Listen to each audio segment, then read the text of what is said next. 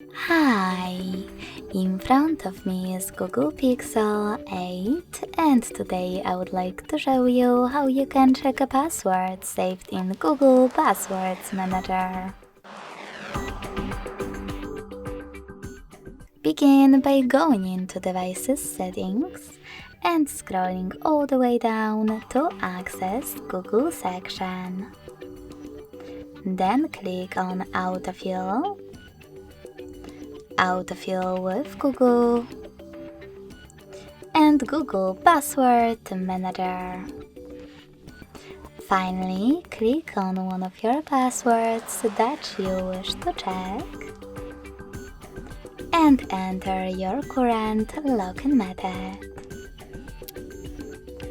Lastly, click on this eye icon next to your password to make it visible. Thanks so much for watching. If you enjoyed this video, don't forget to leave a like, comment and subscribe. Bye!